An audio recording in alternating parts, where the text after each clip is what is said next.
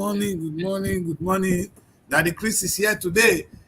That's just some miscommunication, so I got to pick it up.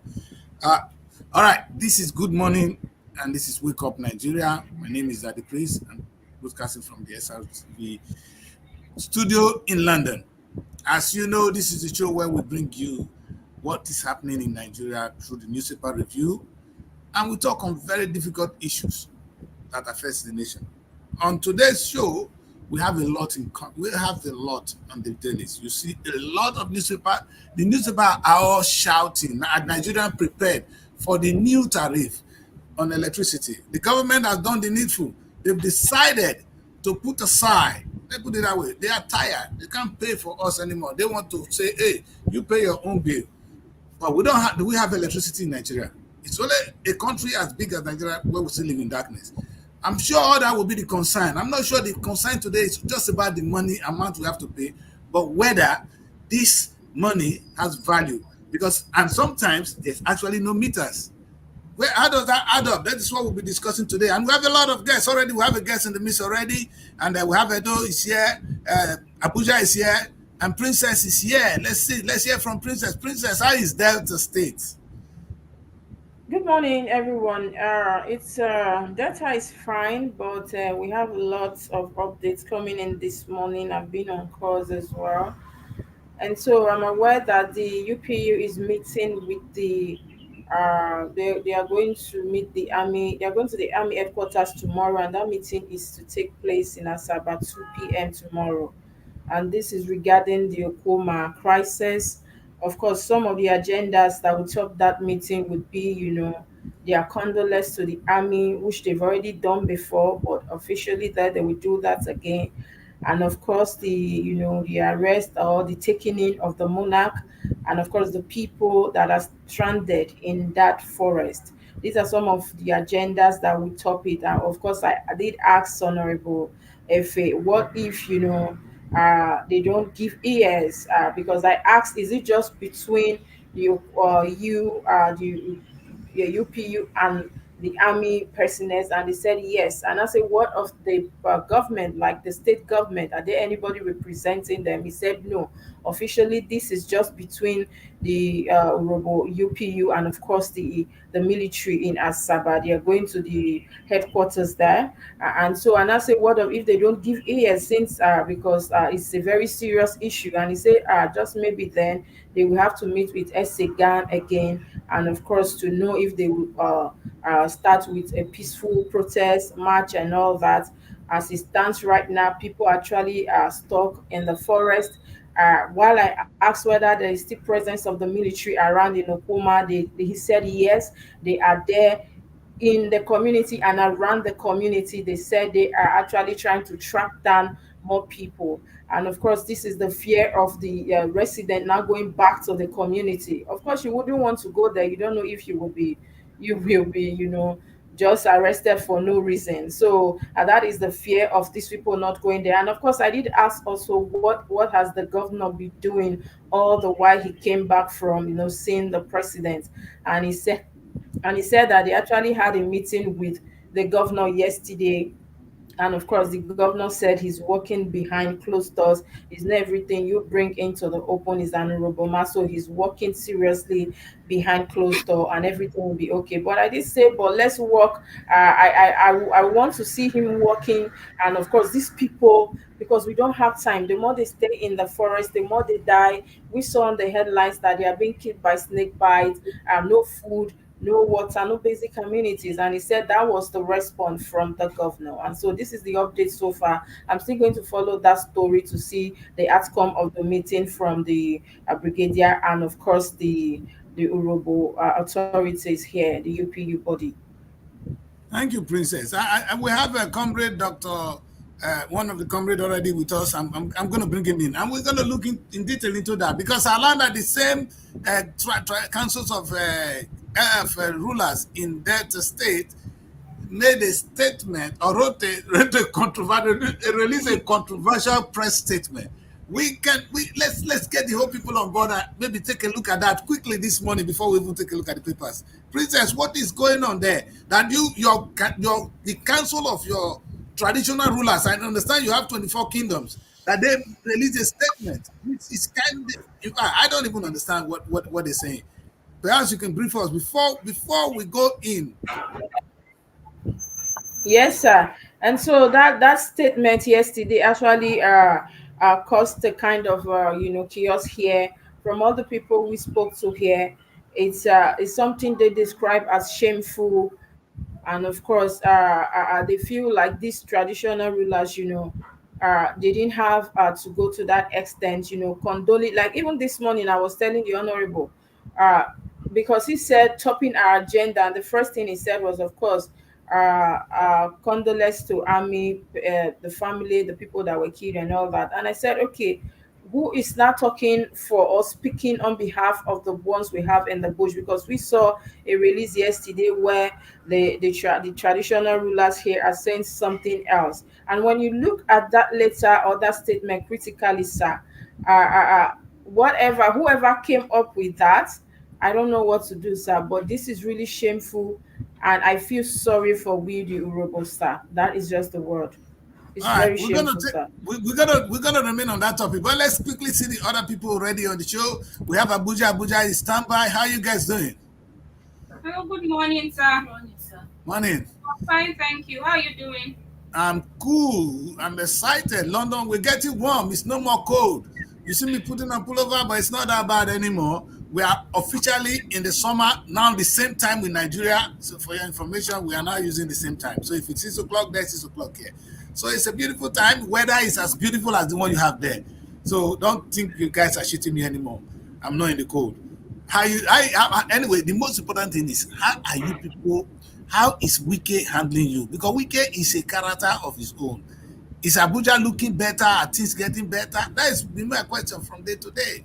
I was even saying this morning that personally I have not seen his impact here in the FCT.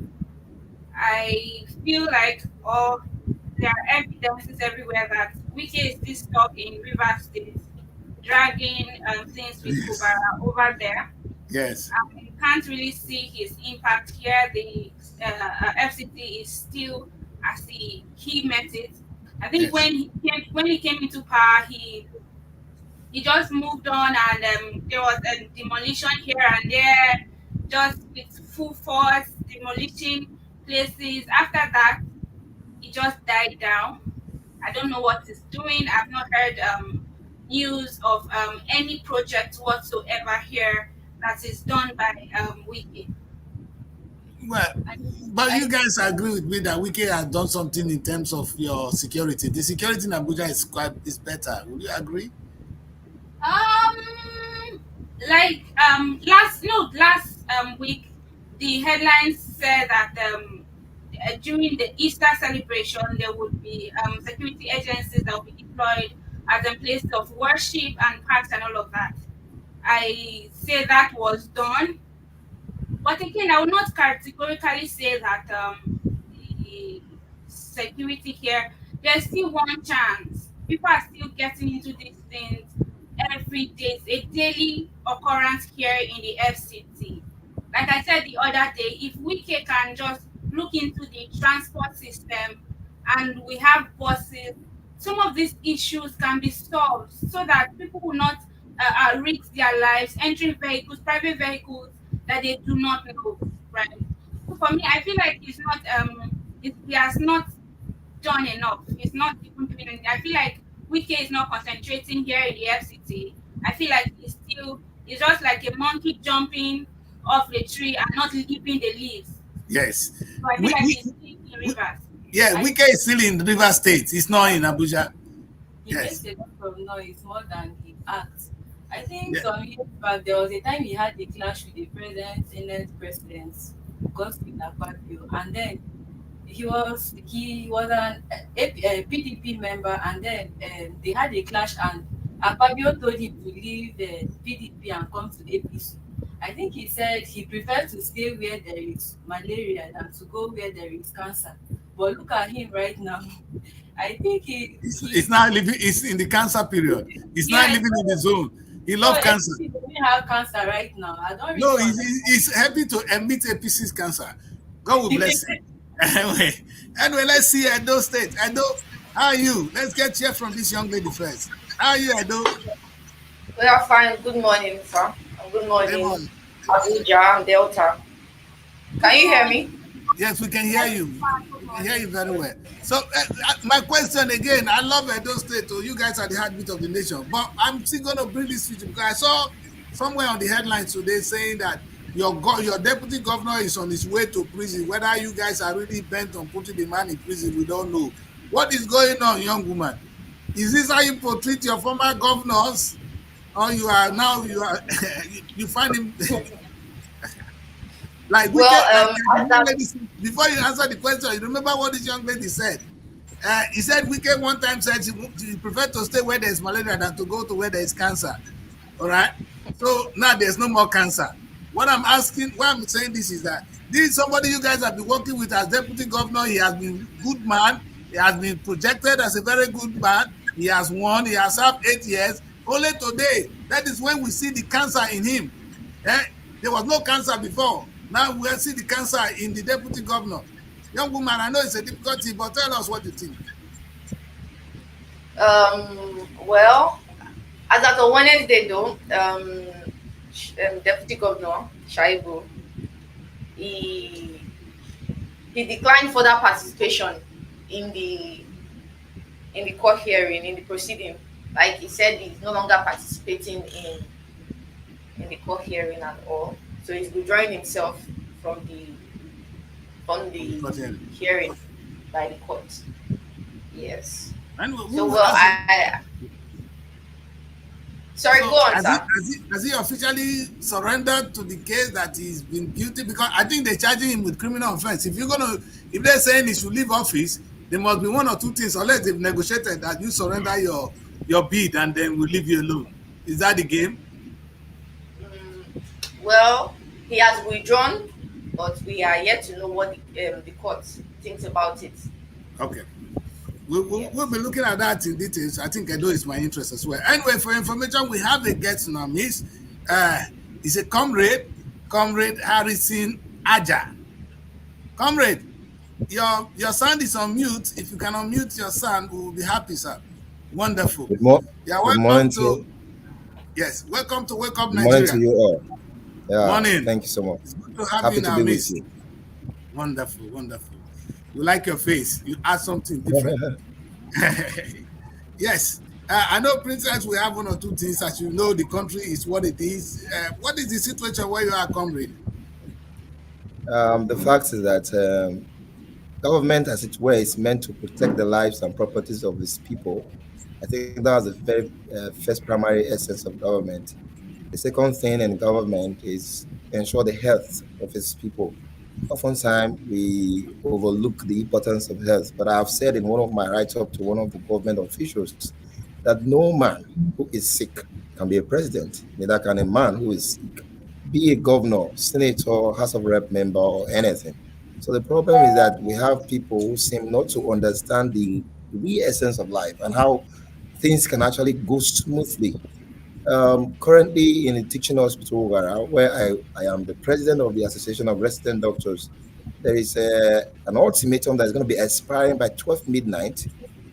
Today. If yes, today, by 12:01, every member of the resident doctors will be staying at home until we get answers for the issues that we have raised before government.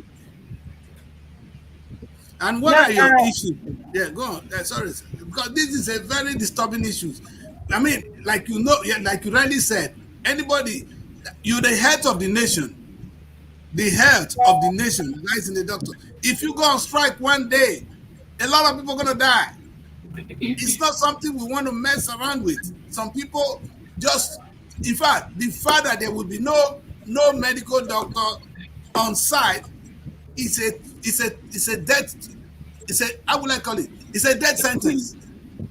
It's a death sentence. It's We like don't see it like that. you send people to the bush and the snake is biting them and you say they're waiting. That is a death sentence. That's what I wanted to say to what the governor is saying. That we should wait for that. What you're saying today, we have two death sentences. Some people are in the bush. the snake biting them, they are dying by second. That is a death Very, sentence. very, very, that one is And very unfortunate. If I may cut in, sir, yes, that particular case is very unfortunate. It's yes, unfortunate because people forget the fact that we are bound by laws. We are not animals who live in the bush without law. We have law. By the 1999 Constitution, Chapter 6, Subchapter 3, Article 217, it's clearly written how and why the Nigerian Army was established and for what purpose and good, who can deploy the Nigerian Army. The wonderful. question is, who deployed the Nigerian Army to Okwama? Was there an issue that the police in Okwama could not handle at that time? Good And they question. raised alarm to the Nigerian Army or to the governor of the state, and the governor of the state called the president who deployed the army to Okwama. Nobody's No. asking that question. Nobody's asking the total number of lives that have been lost in Okwama. Nobody's talking about that. Even the governor of the state is not allowed to enter Okwama, his own enclave. Yes. Nobody's talking about that. These are disturbing questions, very disturbing questions. I can tell you that nothing is easy. In the Bible, there was one time, I can't remember the verse very well, but I think they were asking a question, and the question that was asked is that not a cause? For everything that happens, there's a cause. If any action is taken by anybody, there is a cause. There's a reason why Yes. it's happening. So these are fundamental questions that is not being asked. People are not even talking about the lives of our people that are lost. I asked a question on social media. What is the premium on the ordinary Nigerian citizen? On the life of the ordinary Nigerian citizen? What is It the doesn't premium? matter. Yes. Is it that the military have a special life insurance and every Nigerian can die? Good I question. don't understand. Are you saying that in Nigeria we just go and attack a military man? I grew up to respect the military man. There's no Nigeria that does not fear the military man. Before that happened, something must have happened. Nobody's asking that question. Thank you. So when Thank I you. hear that matter, it gets me annoyed. Yes. And now, as if things are not bad enough, if these people get a snake bite, they will be rushed to you people. And now people are going on strike. Yeah. We come to that, but let's stick to it's today. There is death sentence in Delta State, and we want to be very sincere here. The situation is alarming. Like you rightly said, every time when we want to talk about this, they get emotional. Oh, because it's the Nigerian military. That is not obtainable elsewhere. The Bible or God did not create one superior to the other. America declared independence. We are all born equal. So meaning military Everybody's and me equal. are the same. And if the government, like you rightly said, comrade, you are a medical doctor. Doctor, I want to use the word doctor, sir, if you don't mind. Because your knowledge is amazing here. That if the primary job of a government is protection of lives and property, that has failed. Nigerian government has failed us, and they continue to fail the Okoma people. And shamefully enough, that's where Princess comes in again. That's where we started. Shamefully enough, the traditional rulers, who are they, Princess, openly wrote that disgraceful make that disgraceful statement in what they call it, a press release. Are they mad if they don't have anything to see? Can they sleep? The same way. Sorry, let me cut in there, sir. I can bet that they have gotten their dues for that. I can bet that they are representing their pocket and no other person for their pocket. And to this extent, enough that the traditional stool has been mesmerized to such an extent that they can come together and release such retrogressive, irritating, barbaric statements. yes. It is shameful that the stool that is exalted can come to that level. We don't even see traditional rulers those days. But they come together and release that. We don't see them in those days. Have you seen the Abba of Benin? There's not somebody you just go and see on the street. These guys are hustlers. Have you seen the traditional ruler in Yoruba? I don't want to say anything. This is an international platform. But Princess, tell them, because if they make me to open my mouth, it will be wrong. How can a traditional rulers, not even one, men of wisdom, selected by communities, ordained by God, come out and do this in this difficult time? What the military need now is a little bit of pressure. You can't do this. You can't do this. Instead, they endorse this barbaric act of the military. We condemn the fact that the military men were killed, but there's no smoke without fire. Something happened. like you really People should said, find out what happened. are they peacekeeping? In fact, they said they went there on a peacekeeping mission. Since when does you send Nigeria to send peacekeeping within the Nigeria Yes, that the government was not aware? the police could not handle it. Civil defense corps could not handle it. SSS could not handle it. We need to get the military to come and handle it. And for the people to now react, I said military.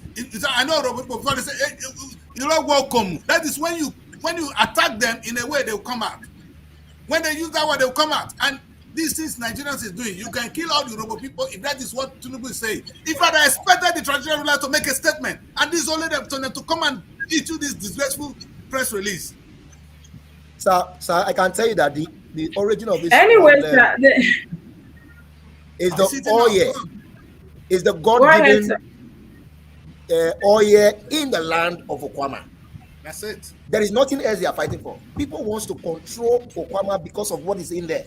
That's it. Every other thing is just political propaganda, political gerrymandering, just to get the people's oil against their will with guns. This is armed robbery. That's what's happening.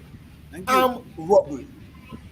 And you know, I remember I have a guest here from the mineral sector. She said, if you see anywhere in Nigeria where there is a crisis, persistent crisis, check, there's minerals. And oil is one of the minerals. So just in case you get minerals are things you get from the soil. You understand? If you look at where you get gold, Zamfara, look at the killings there.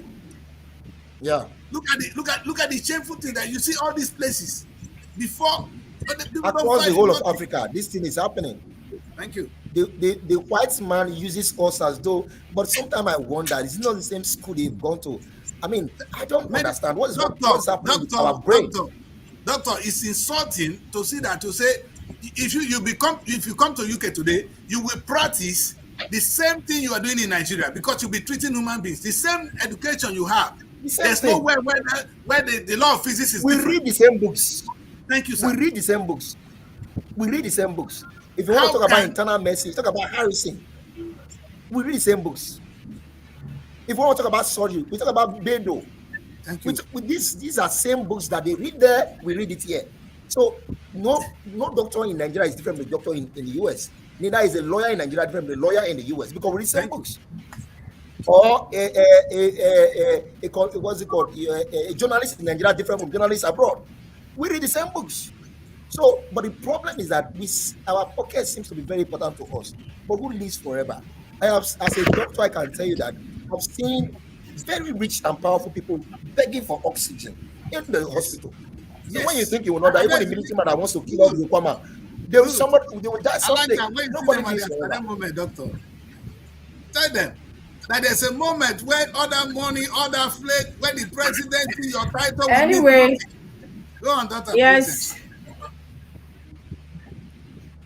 Yes. Anyway, doctor, we know that we could go on an Okwama issue on and on and on, but we have your own issues as well. And because we know that, Ogara Teaching Hospital is the hub here in Delta State for health. This is our own, Del Suit, and where we have, when you say UPTH, when we say UPTH, this is our own in Delta. And so what's going on? We know that you're actually pursuing an industrial action right now against the state government. You did say that your ultimatum will be over by 12:01 midnight. So what are your demands? What's going on? How did we get here, sir? Okay, the teaching hospital in Ogara is the highest center for healthcare referral.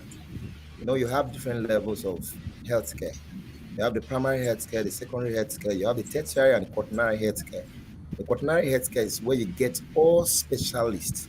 Like you want to do a neurosurgery case, you can come to teaching hospital where and do it. If you want to do a special case like heart case, you may come to where and do it. When you want to do special case like plastic surgery, maybe breast augmentation and all that, you can come to the teaching hospital and do it. That may not be possible in a general hospital or in a tertiary health center, or maybe in a secondary health center. So this is the essence of the teaching hospital. It needs to be fully equipped. It needs to be fully funded for this to happen. And for every state, they should have a state must have a health policy that gives the level of referral system, where you can refer from the primary to the secondary health system, from secondary to the tertiary health system, and from the tertiary health system to the quaternary health system. So for all of this to happen, you must ensure you fund it. But let me tell you why Nigeria is where it is. The politicians don't use our hospital. They find solace going abroad. Yes. Unfortunately, most time when they go abroad, it's even us who have traveled abroad. When I came in, I came with about 15 people. Almost all of them have traveled abroad. I'm still here. Sometimes I ask myself, what are you still doing in Nigeria? All right. Now, most of us who have traveled abroad are the people that we meet when they go abroad. But they find solace going abroad, spend hell of money to go abroad instead of investing in the hospital here.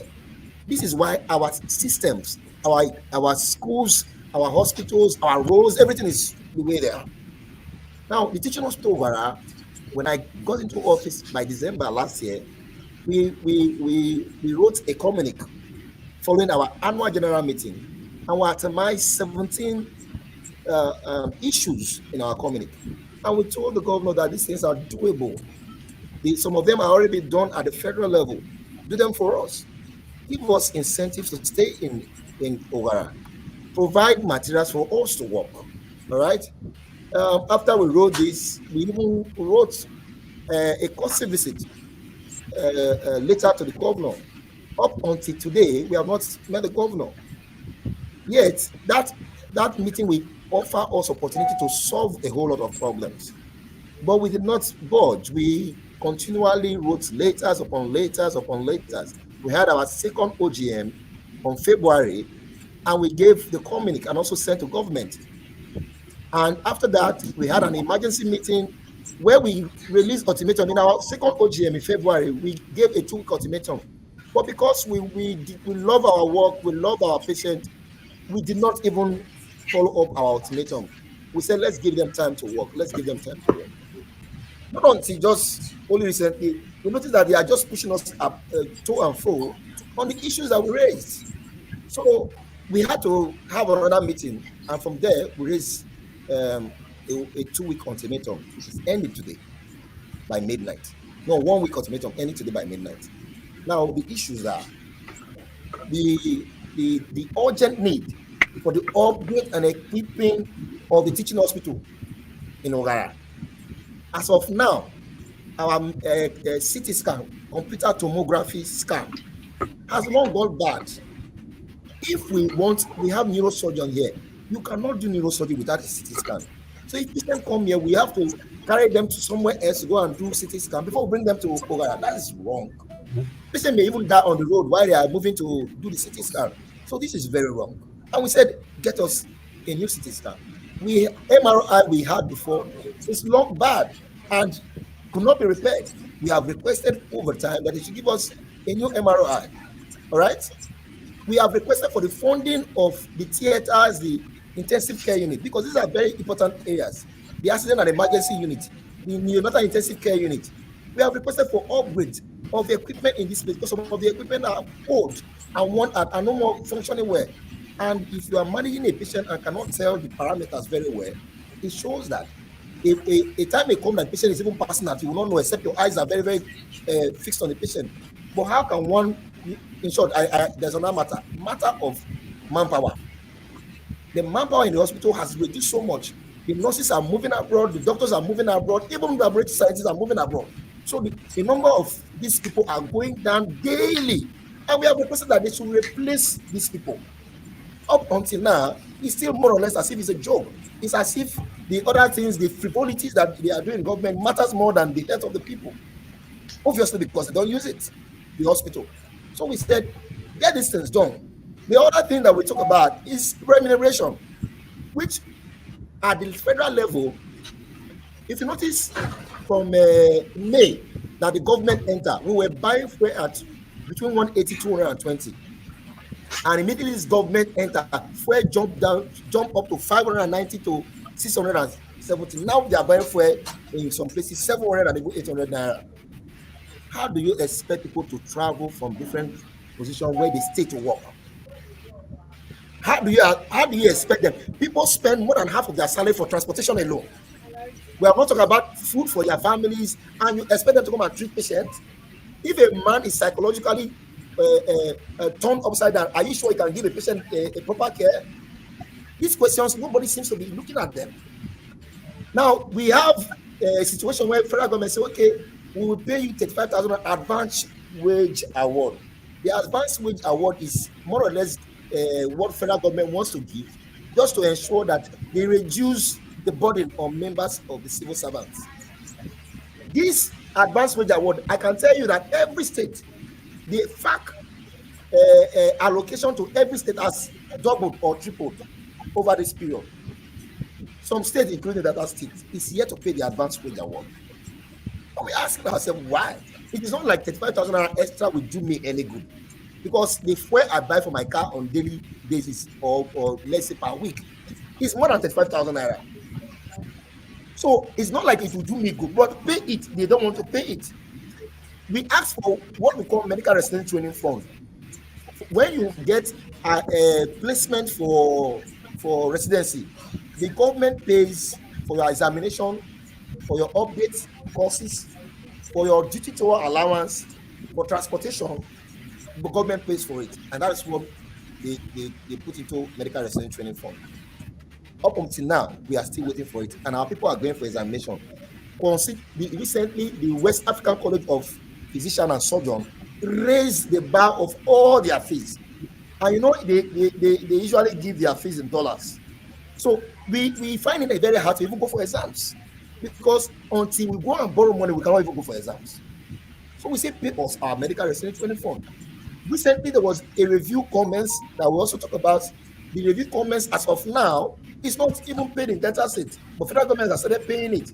Federal government has paid the 5th month of advance wage award. Federal government is paying revised comments, and state government is not paying, but we are getting enough money in the states. So the question we are asking is why?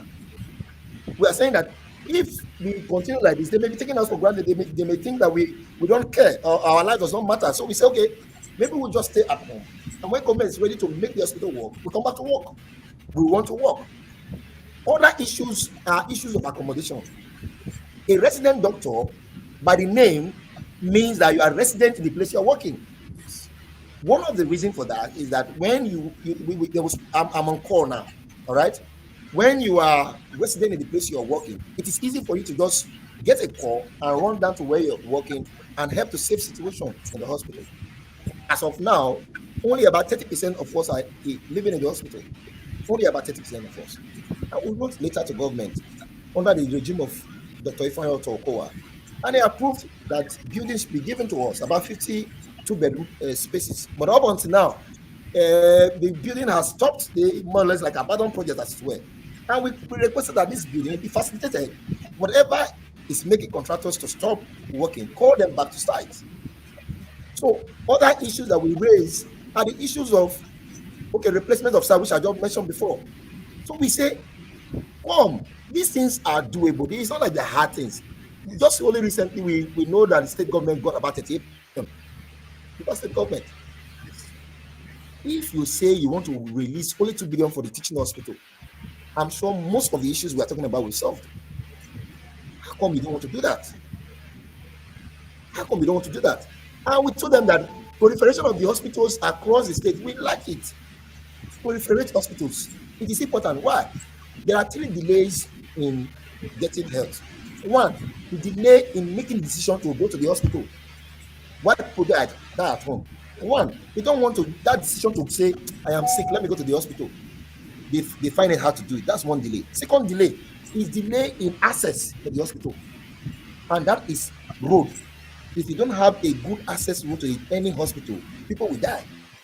Because if the patient has traumatic brain injury before, usually our body has a way of clotting. The clotting is to prevent bleeding.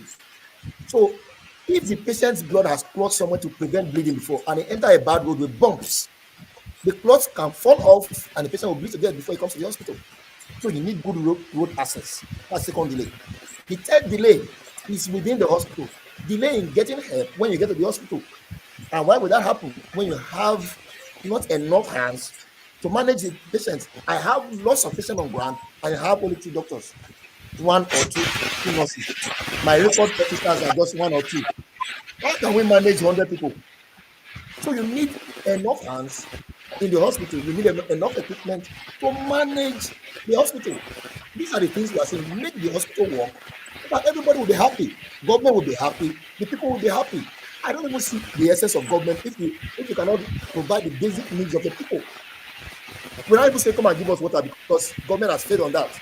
Government cannot give us water, but when you travel abroad, government gives water, gives light, gives even pipe gas to your house in the UK and elsewhere. How come we cannot even the basic thing? You are not even giving us light. Give us the basic health privileges. You cannot give to us. These are the issues we are talking about. Thank you very much. You see, doctor, you Yeah. see, I don't know whether to beg you. I don't know. I'm ashamed. Now, let us get something in record, people. Delta State always get the highest allocation from the federal government. Quote me. 2 months ago, they recommended Delta State with 38 billion, higher than every other state. And you know why this is painful, doctor? In the history, President Tinubu came to office and said, no more subsidies. What that meant was that more money now come to the government because they're no more paying. So that Yes. money is now being allocated Yes. to something else. Part of it are shared within the states. Give Tinubu Yes. some credit. That is why this man got 38 billion in Asaba. Asaba is like a village too. Now, the only thing we have to treat ourselves is the hospital. Now, look at the level of underfunding applied by this medical doctor. In fact, what can one say? Doctor, what I'm going to say is, I think the word I've heard you. They've heard you. What we're going to do is, because you are in between the heartless and the victims. You know what I mean? Some people don't care because you know what? If I can bet you, when Srtv is sick, he's here in London or in America for treatment. And I said they should withdraw all their visas. The time will come. My law is agreed that if you are in government, your child must not study abroad. You must not take treatment abroad. This hospital would have been treated. All this concern, what does it cost the governor? Some of the money we're talking about are so small. It's not up to the money they will use to sit down in a round table and have a cup of discussion while discussing. So, doctor, I won't go into the politics and be angry with you. So I'm going to come to say, what can we do now that can save this strike? Because people are going to die. They're going to die. The heartless don't care. And I know I don't expect you because I am weeping inside here because now they just talked about the new tariff on electricity, which those of them who are not accommodated will be faced with. No water. So medical doctors could as well die. By the time they jackpot, you say the doctor don't jackpot. But we'll come to that. That's a big discussion for another day. But let me ask, what can we do today? What can the world do today? How do we let Goriwori know today that the lives of people, some are dying already. Some of them are dying already in Okwama. More are going to die if this action continues tonight. What can we do? In fact, the question is to every one of us here. What can we do? Because the doctor may not be able to. Because doctor is aggrieved. He's frustrated. I'm sure I can give a little information on that. The fact is that there are few people in the government who seem to be interested in getting answers. The Commissioner of Health is a friend.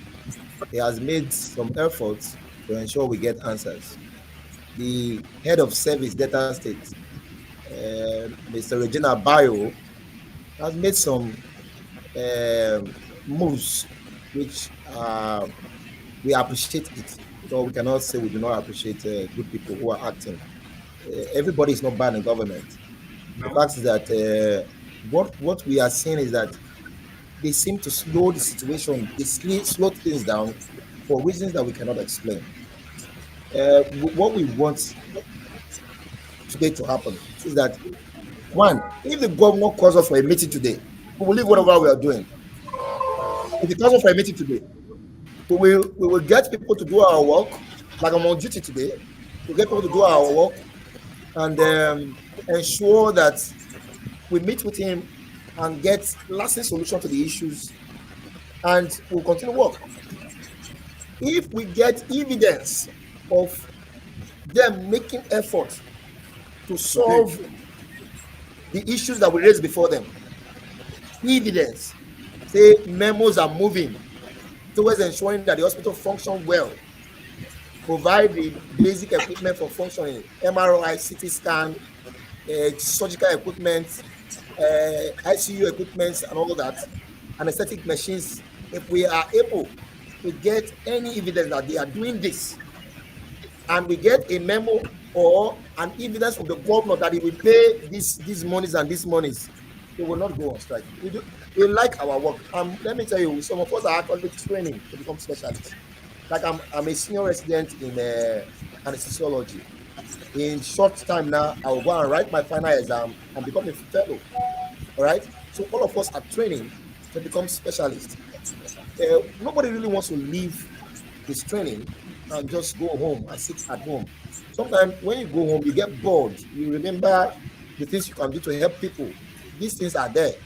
People don't understand this how it's work, but it works on the psychology of people who have been working, who are actually passionate about their jobs. All right. If you go home, you get bored at home. I really don't want that to happen. But if government shows any signs of insensitivity, as we seem to be seeing already, we will have no choice but to go home and sit down. I agree, doctor. So if government comes and give us Yeah. answers now, we get these results and we get a meeting with the governor, the strike will not go on. For your information, doctor, what we're going to do, whether good or bad, whether our effort will be good or not, after this show, there will be a call to the commissioner and an office of the governor to remind them that this is disturbing, and I'm going to make it clear. Princess is on ground. I'm going to make it clear to them that these are legitimate concerns. These are not something that should be begging the governor to do. Because people, if you don't provide this, people are going to die anyway. So if you want us to die, they might as well go on strike. Let us all die. But if you want to save the situation, please call a meeting or raise a memo and let the process is gradual. You may not be able to do all at once, but let there be a move like the governor just said. We will act on that in a way. But because my fear is 12 o'clock today, you're on strike, people are dying. That's a 12 midnight, 12 midnight, 12 I know, 1. midnight, yeah. 12 so 1, yes. We still have some few minutes to save the day. But doctor, is there any chance that if we make a call that you may be able to say, okay, let us wait whether we see governor in the next 3-4 days before the week will run out, so that you can see some evidence, and it may not be that if we make a call, it may not happen immediately, but maybe the next 2 days, so that there may be some leeway. I know sometimes that's how strikes got delayed. All right. Would there be some chance for that? If we just, because we make a call, we don't get immediate response, and we say, okay, let's give 1 day more, 2 days, so that we hear from them, and after that, then we understand that the strike will continue. It must go on, because we want to. I don't just want to listen to this. I want to act. I don't think doctor could hear me that. Well, Princess. I didn't hear that.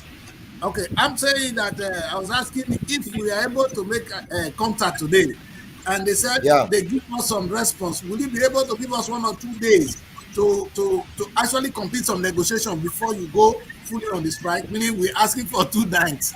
It's not something that can be done on air, but maybe that's something we can negotiate later. God bless you, sir.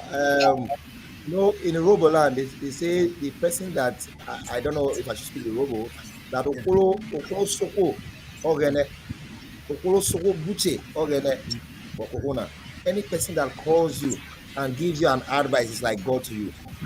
The person may be trying to save you from a big trouble.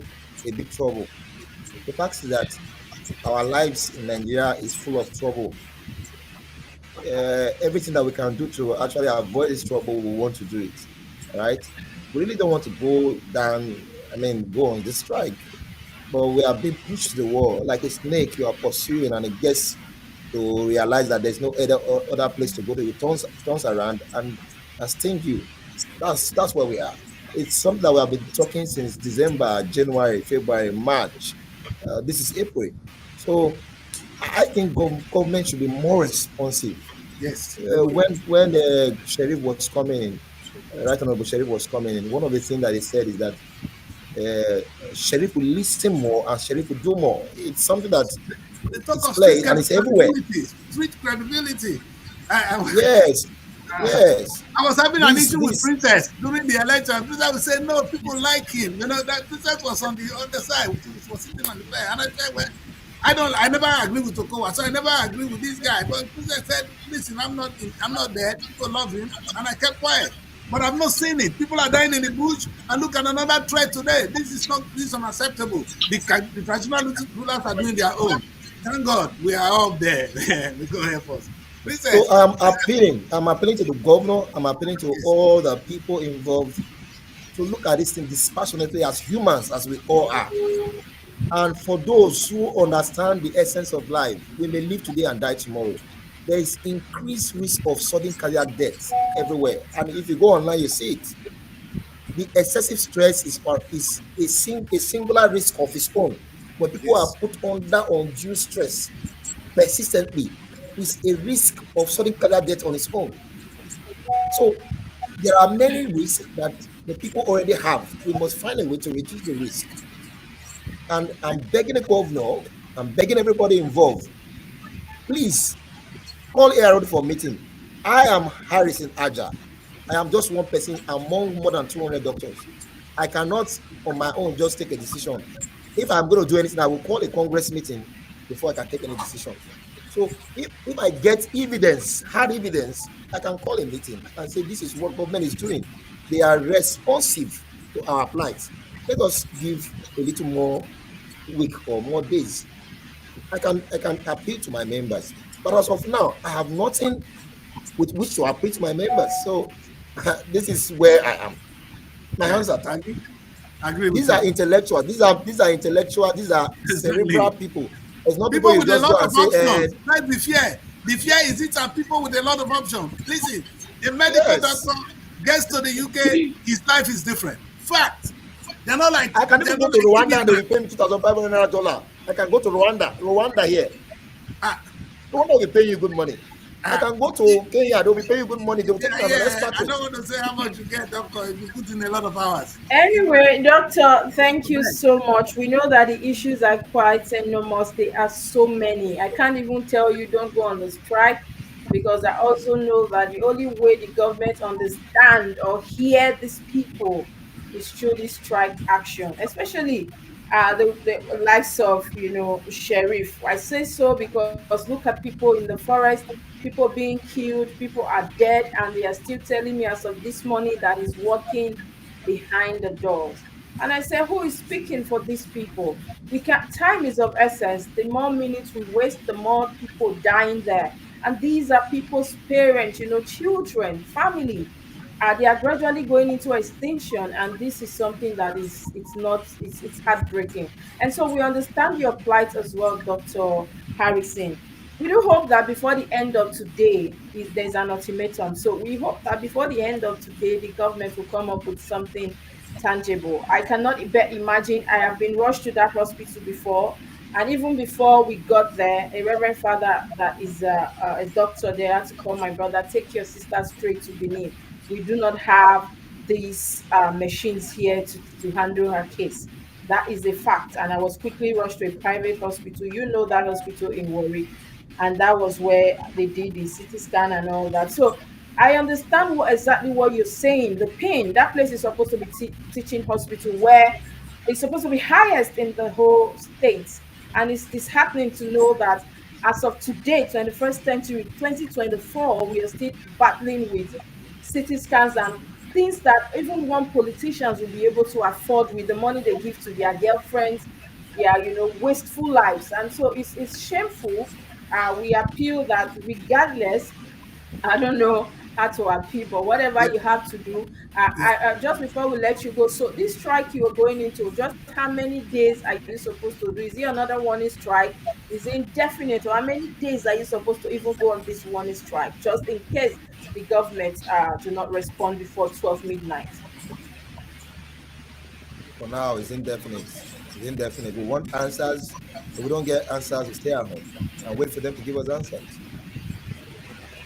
We stay at home. Anyway, we do hope that the Commissioner for Health will be up and doing. I don't know what he has been doing. that he cannot respond to this? How can a teaching hospital road be that bad? How can we not have equipment? How can we not take care of these people? And when we speak, people say, don't travel. Look at a young doctor here doing his best to make sure that people, their lives are secure. This is just one person, this is just few people. And then we have governors that are able to do these things. These things are doable, like you said, they are not far-fetched. Anyway, thank you so much, sir, for being on the show. We appreciate your time today. In as much as we Welcome. cannot stop you from going on the strike, we do hope that you consider the sick patients and people as well. Viewers, we've been on the show with Comrade Dr. Harrison Ejirogene Aja. He's the president, Association of Resident Doctors, Del Sud Ogara, Delta State. Thanks for all you do. We appreciate your time. And definitely we're going to bring you here again to see get more updates, sir. Thank you. I appreciate you, every member of the crew. God bless you. Thank you so much. Thank you. And, Well, Robose Okpota, this is so much. I don't know what to do. I don't know what to say. The demands are so much. They are they are many. so This is basic. They are just not, these are basic things. They are not, when you say so much, they are so basic.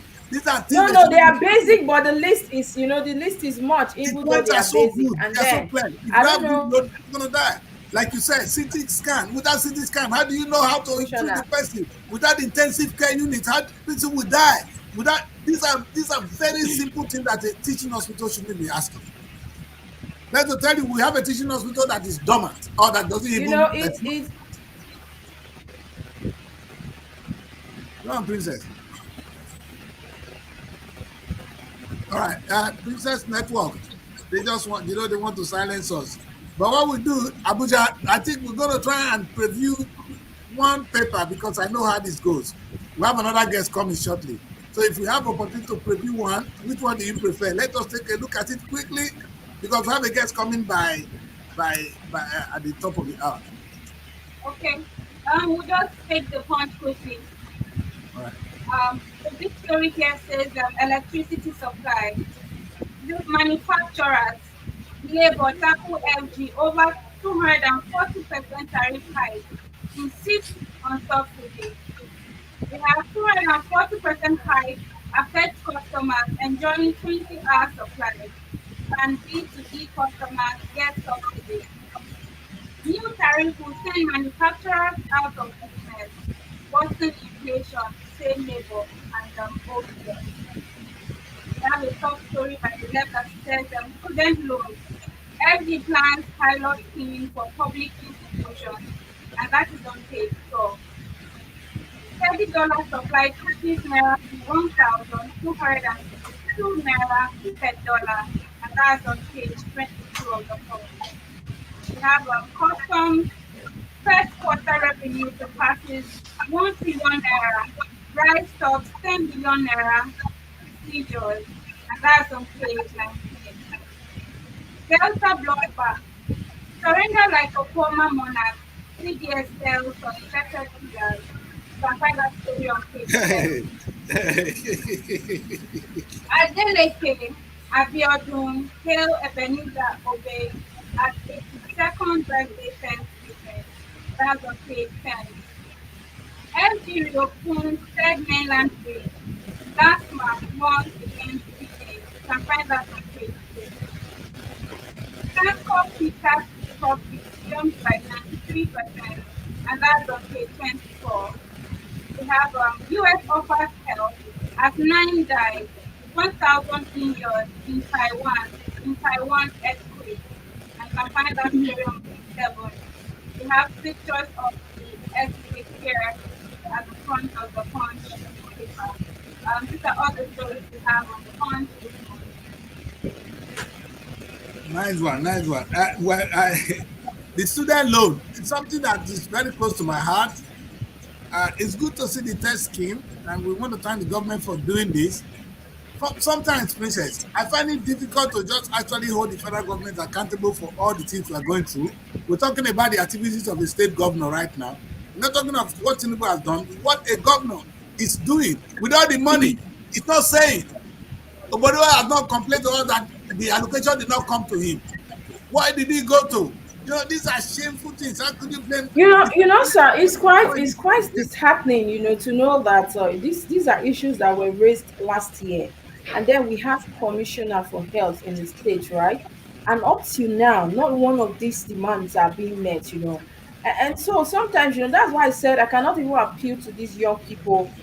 Sooner or later, we'll start blaming. Oh, doctors are running away. They are going to other countries. They are slaving themselves. Who cares?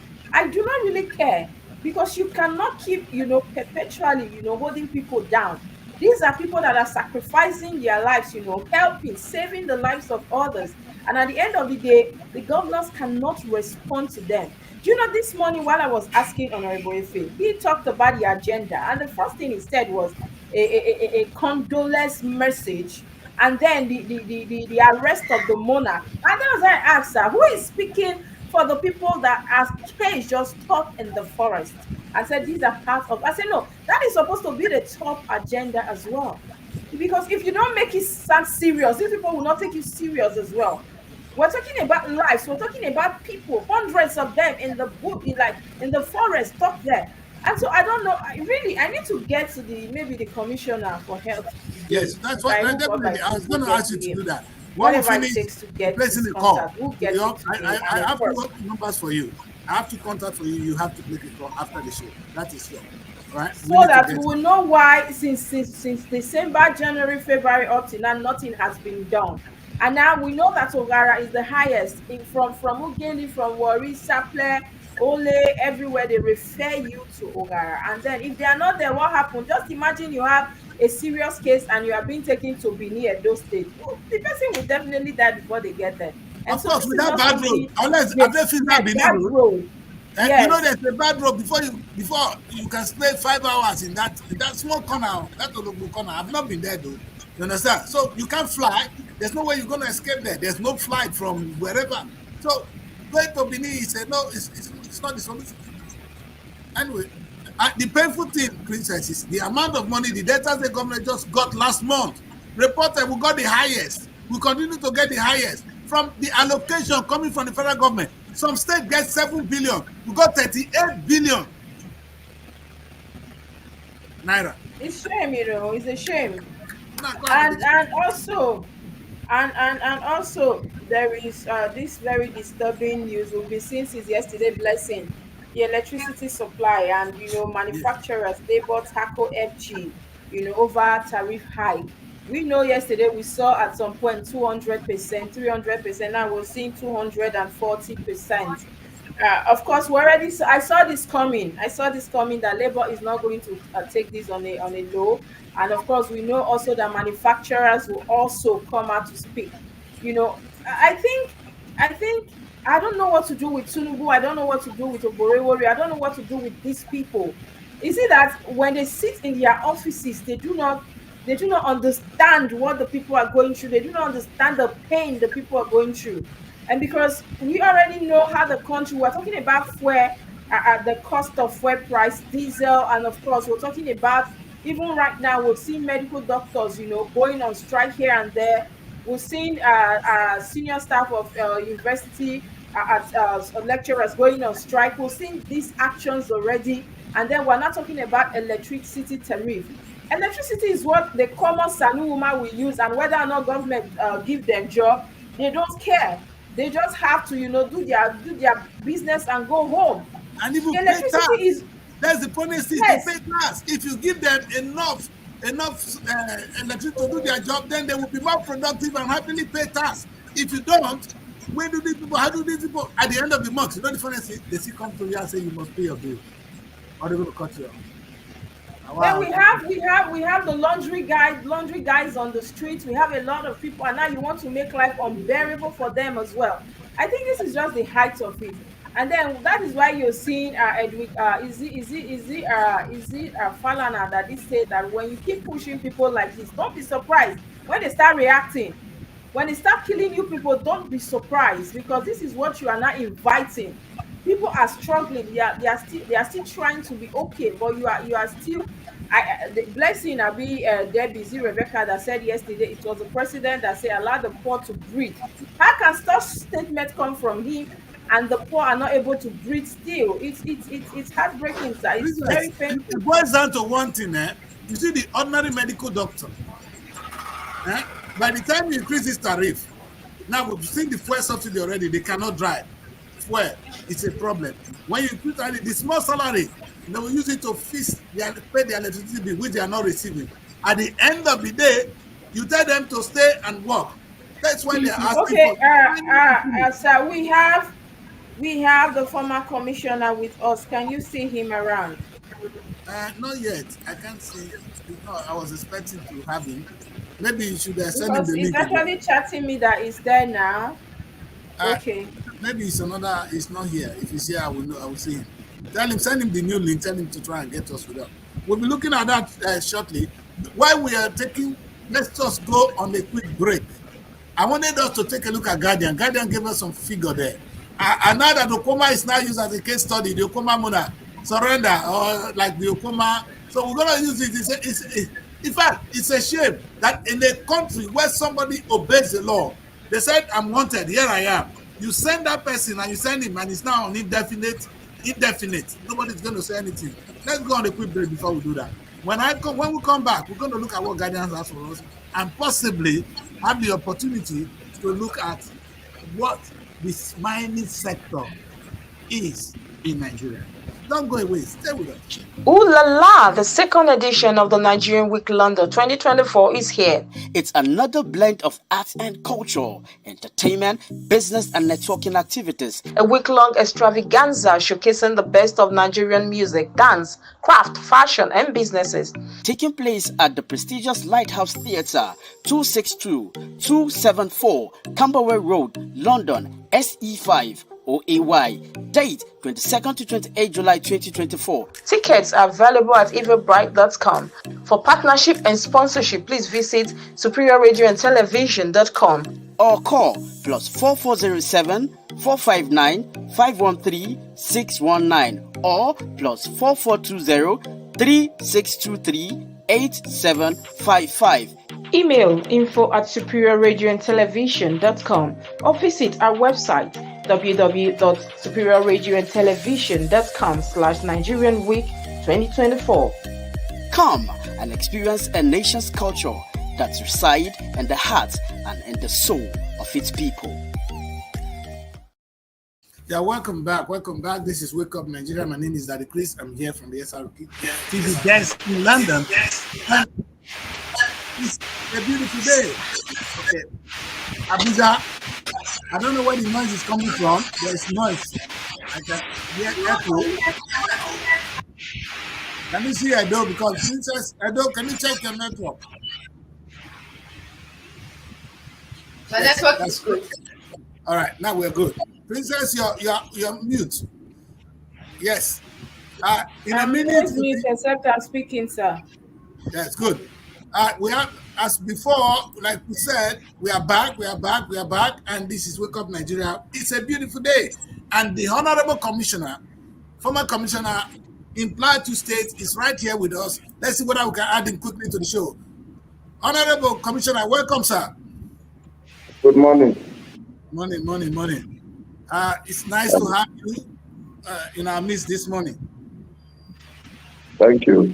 Yes, because we'll be waiting to look at this particular sector of the Nigerian economy for quite some time now. Let's see when the Honorable can settle down quietly, and then we get on to do this business. It's a very important one. Yes, wonderful, Honorable. If you can take it up higher, perfect. Wonderful, sir. All right. Nigerian is blessed. Sometimes they say we are blessed with natural resources, and all we have really taken advantage of is oil. The truth is, Nigeria is blessed with a lot. We've been able to identify oil. Thank God it has fed us till today. We all understand the importance of agriculture. It's been giving some light. But do you know there are so many other things, so many other solid minerals deposited in Nigeria that we don't even look at. Maybe we don't understand it. And that is where we are as a nation. Today, the commissioner will be telling us on some of these mineral deposits we have. What do we have? That is the point. What do we have? How do we exploit it? What is the government strategy? What are we in place? I'm happy the Honorable is right back. Honorable, welcome back. Oh, no. Yes, sir. Yeah, Honorable is right back, and we really need to spend time with Honorable. Honorable, what I want to do, let's go straight, quick, sir. Can you tell us the state of mineral deposit in Nigeria? Because sometimes we just hear there's mineral deposit, we have some here, we only attribute it only to crisis. We know that when there's mineral deposit, people are there to fight. But let us first know what we have in Nigeria. What kind of mineral deposit do we have in a country called Nigeria? Good morning, our viewers and the presenter of the program. As you introduced me, the immediate past position of the mineral resource. The mineral deposits in Nigeria are very vast, ranging from northern part to southern part of the country. Nigeria is a very blessed country. When we talk about mineral, in its context, we're referring to the solid dimensional unit cell that have been fertilized, even though petroleum products are sometimes talking about the solid form minerals. It's quite diverse in the country. We have so many of them, and there are rare minerals, and there are gemstone. Gemstone are precious minerals, but in almost all the states of Nigeria, the country, like in Plateau, where I come from, there are more than 20 commercial minerals. In National State, which is bordering Plateau State, has more than 22 commercial minerals. Bauchi State, and most of these minerals, for example, in Plateau State, the major mineral is cassiterite, which is the O of thin columbite, and other minerals that are associated with. We also have lead, zinc, and we have clay. We have there are so many minerals there. We have copper, and there is monazite. There are so many, and granite too. And if you come to National State, predominantly, we have lithium, the fusite, the pedolites. There are so many minerals there in National State. You go to Kebbi, Zamfara, we have gold, it's popularly known. In Kebbi State, we also find lithium. We will go to Adamawa State, Taraba State. So almost all the states are endowed with mineral resources in Nigeria, most especially in northern Nigeria. You go to Kwara, Oshun, and other states too, you find gold, Kogi State and other states. So Nigeria is blessed. I can assure you that if the minerals are properly tapped, this country, we know the concentration of the country is only on oil. It's not on oil only. We need to harness these minerals. And of course, when insecurity is cut, these minerals will be properly harnessed, and of course, it will reduce restiveness and create employment to the young people, and also improve the well-being and the state of the nation. So in almost all the states, there are viable minerals. I've just mentioned a few, Yes. but there are so many minerals in this country. And what is why are we not? Or because I'm happy you were a former commissioner, sir. Why have we not really? Because it's like somebody sitting on a keg of we're sitting on top of money, we're sitting on top of gold, and we don't know it.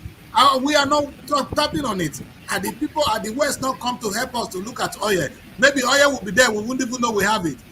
Why is it that we are not actually tapping on our own, what God has given to us? Why are we not tapping on this potential, on these resources? Why? You see, these things requires political will. And like I mentioned, it requires political will, and you can, if government wants to really go into mining, it will create, like for example, if we look at cement that the byproducts is the raw materials is limestone, and of course we know that most of Nigeria's cement is produced locally here from limestone. But it's either Dangote, Boa, Sokoto cement, and other cement factories.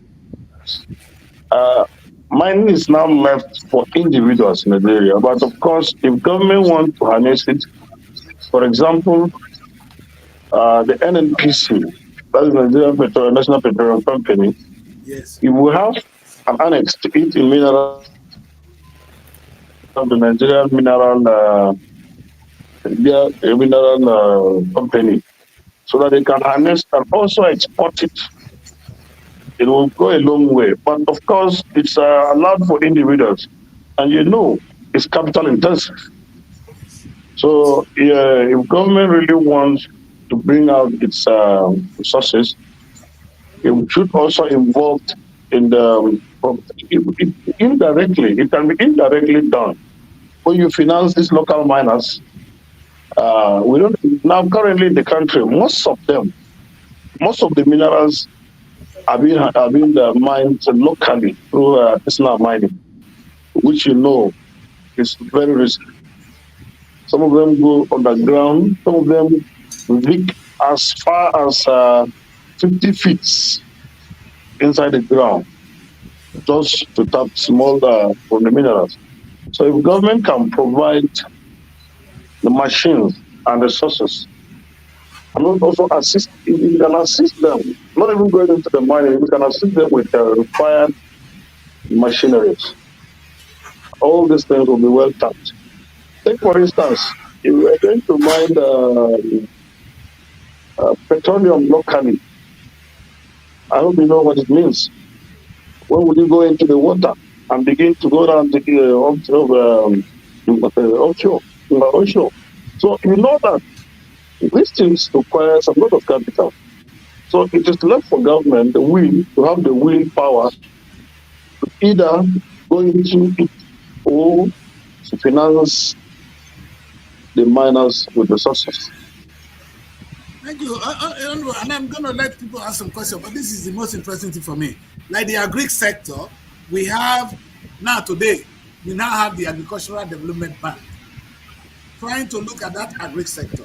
But I've never heard of anything like the Nigerian Mineral Development Bank or anything. Like you rightly said, all is left in the hands of locals who take the words of I don't know how to describe the risk, to go and look at this in a very barbaric way. This is the world. In the 21st century, we are talking of artificial intelligence.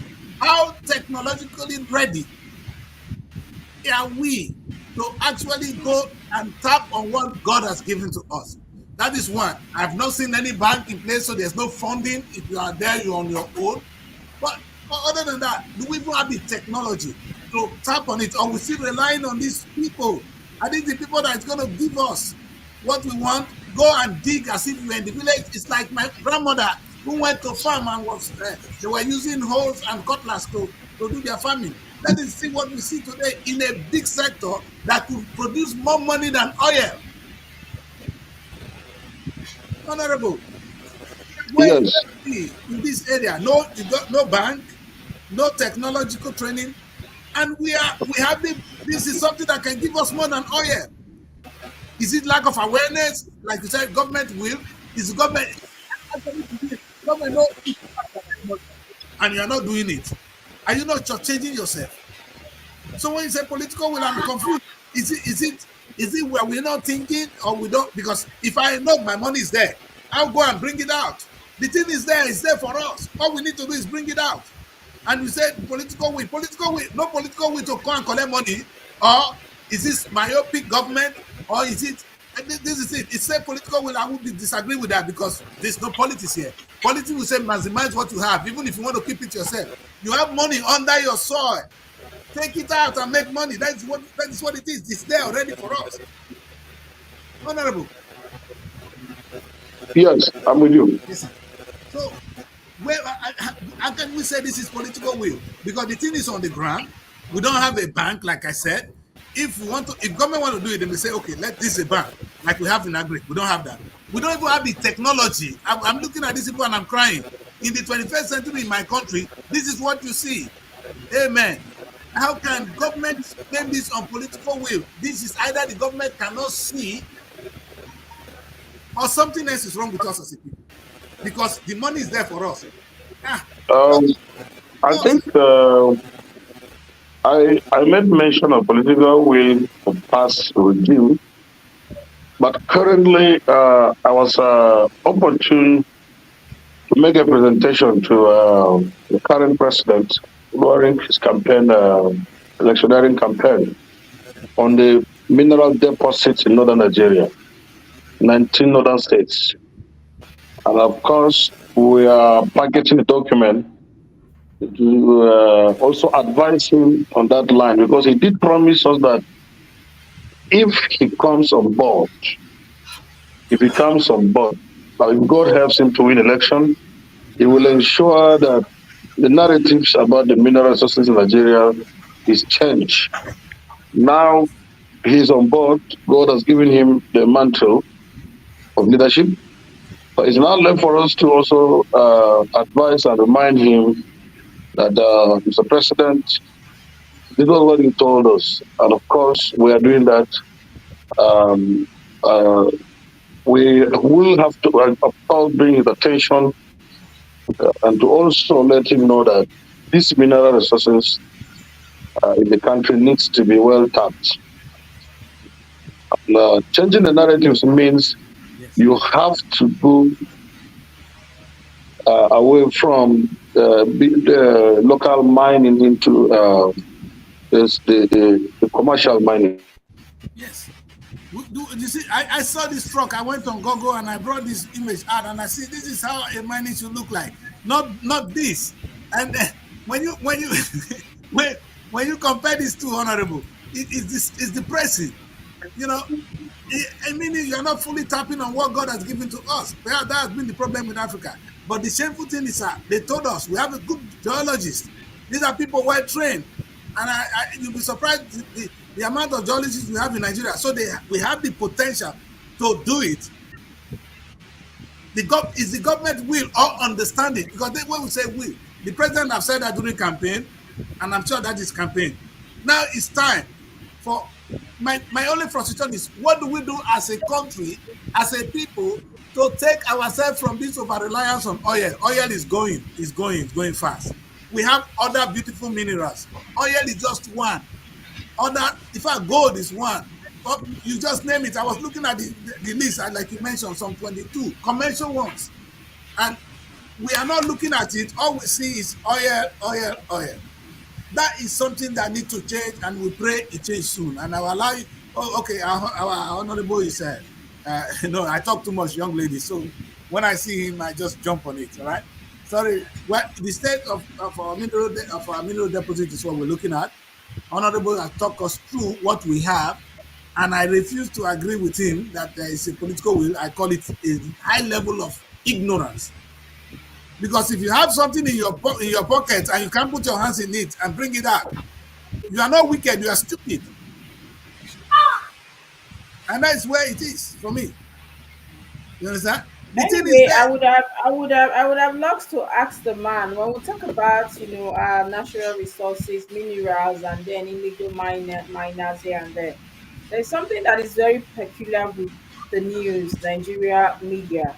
Arresting illegal miners, just like the one you showed your images yes, now. And then we've never seen anything aside that, harnessing the sector, like talking about, That's it. federal government. We've not seen the activities of, harnessing these sectors. The only thing we hear is illegal miners. So how did these people get access to these places? For instance, when we say these things are natural resources, these things are things that we could actually make money from as a country, we can harness. Are they just there open, people just walking the way they like to access them? Of course, we've seen that in Niger Delta here, when we talk about oil, we've seen that even the federal government pay as high as, is it 4 billion, 40 billion to Tom Polo, to make sure they safeguard this oil, because they believe that once you give a food, a monkey or a goat is coming to take cut away your yam, and you give this yam to goat that keep for me, then there should not be issue at the end of the day. And I feel that is why the federal government actually gave all this to Tom Polo, and they pay so much for it, protecting this oil for them, because they are actually the locals around this facility. So how is it that it's different from mining, where we have a lot of natural resources? We just every day on the news we see illegal miners being arrested. How are they able to access this facility? And of course, we already know that anywhere there is insurgency, look at it very well. Like analysts will always say, there is something underneath it. And so these are some of the questions I would have loved to throw Yeah, to I him, think because we he's might be the lucky to former have you. Yes. immediate past commissioner for mineral development in Plateau State. Would have loved to hear him speak on how are we preserving these minerals? What are we doing to secure them? Yeah, Princess, you use the word. If you listen to him, he said by the time we let do with insecurity, he used that word very carefully. You understand? Because one of the major challenges people will be facing, like we have in Benue, I can see the two Benue women there. There is been these insecurity challenges. Benue have all the food for us. We can't even go in and farm, and now we are hungry because there's insecurity. It's the same thing you see with the mining.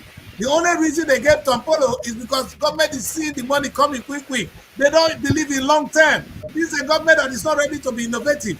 We don't have research institutes. Do you know that even Ghana top us, South Africa, they top us in research? Nigeria, as intelligent as we are, it's God that is just helping us. There's no research. So if people that doesn't think of tomorrow, they will eat today and not bother about what happen tomorrow. The big question I ask is, have you heard of anything called a special bank for minerals? You never see, but agree, at least agree you have one. Because we now understand that agree, people need to go to farm. We are encouraging people to go and farm. Like you are asking a difficult question. What is the law that protects our minerals? You see Chinese coming to the country, they go to those places, ferment war, ferment trouble, and as people are dying, they're batting. Have you seen the blood diamond? Yes, they just As, that is yes, yes, sir. That is the issue I have with these sectors. People walking freely, even people that are not Nigerians, they go in so freely. When we talk about, there was one time I went with my girlfriend to Nasarawa State. We went to a place called Nasarawa inside the state. I think that's why they have the federal police. And then we went inside the bush, we went so far, and she was showing me some of the mineral resources they have there. She was telling me, let's liaise with these people, let's work with them, because then we're just two young people trying to make money. So she took and you me went there there. that I would, They should have kept you yes, there. I Why went don't you there. to one there? Become a president. There's nothing business we don't do. I went there and we wanted to actually invest. But when I spoke with these indigenes, the locals, I told my girlfriend that first and foremost, here is too far from the life outside. And two, I really don't want to involve my money in. I think I see this as illegal mining kind of stuff they are doing here.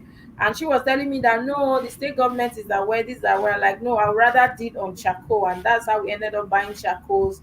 And of course, melon. We actually did melon. Charcoal is a mineral deposit. It's a No, no, deposit. no, sir, no, sir. The charcoal we talk about is that these are not, not how will I put it? These are, people's farms, right?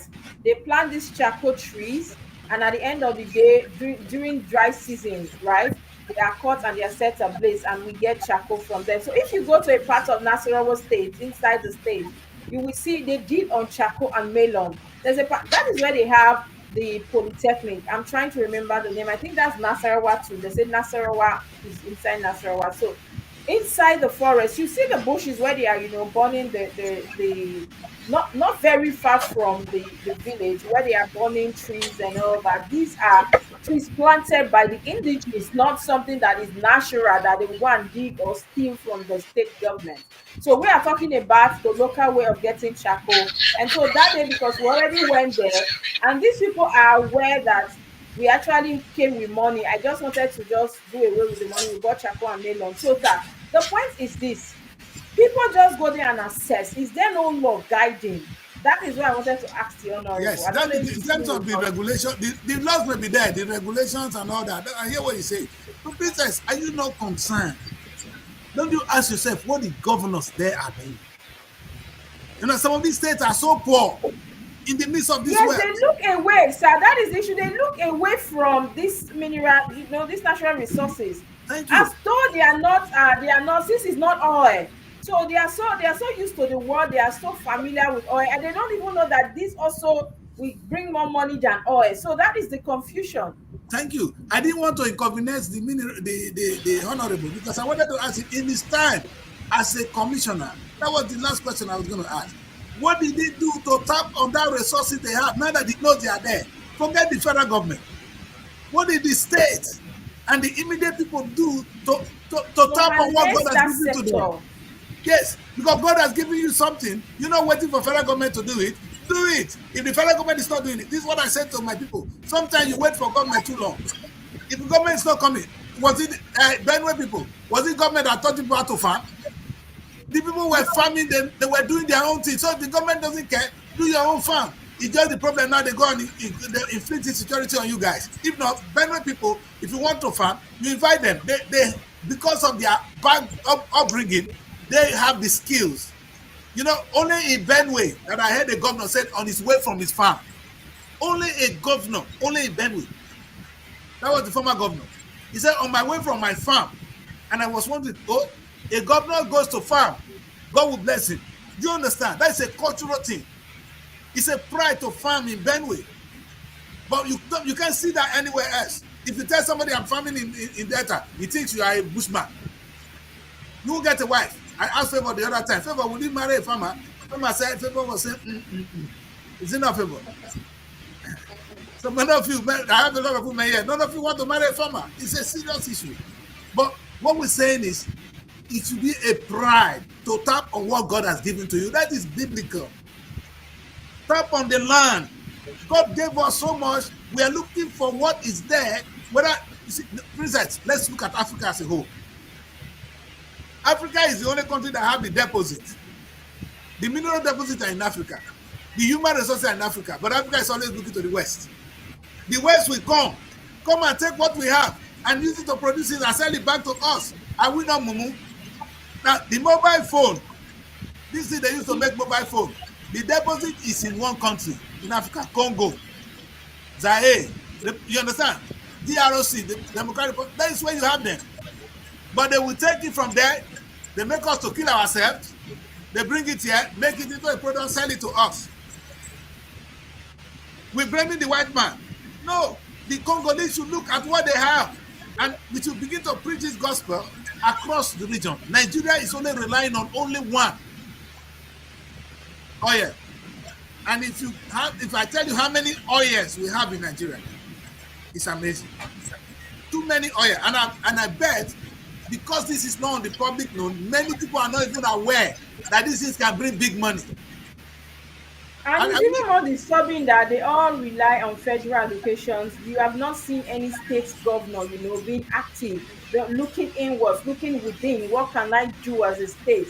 How can we assess, some of these natural things we have? And so everybody is holding on to. I saw this cartoon, I think I don't know if it's from Punch or Vanguard some time ago, where you see all the state governor holding on to the president. Thereby, the president is not able to move. Yes. Trying to move was not able to move. So how can we even move as a nation when we all clamor, we all hold on? That was the same thing Falana was saying the other day.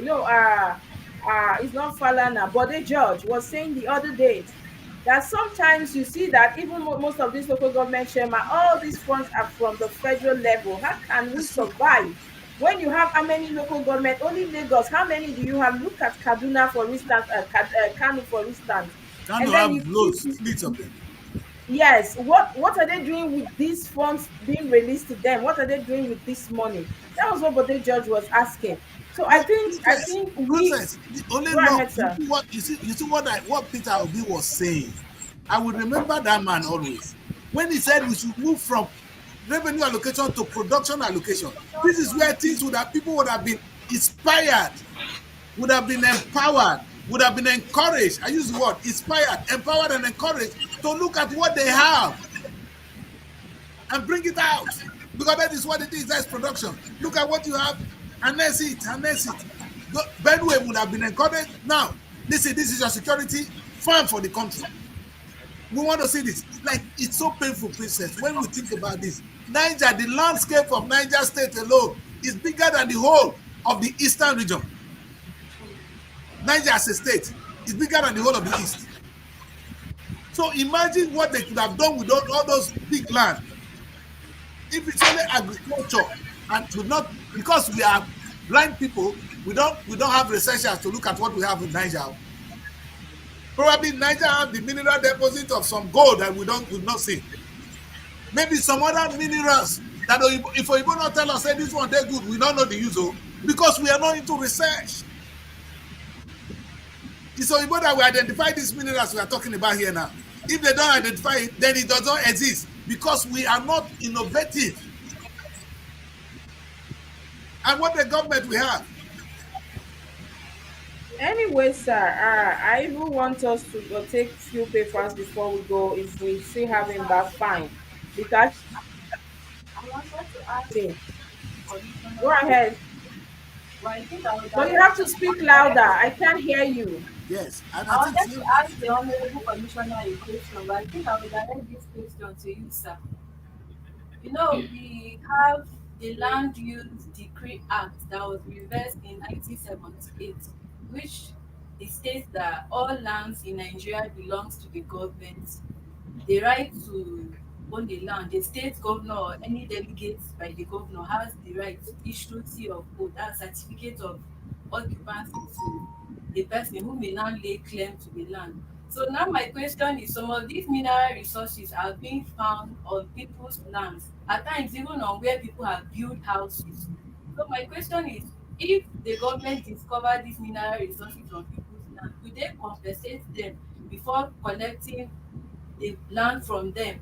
And if these people refuse, what's their reaction? I would like to know, sir.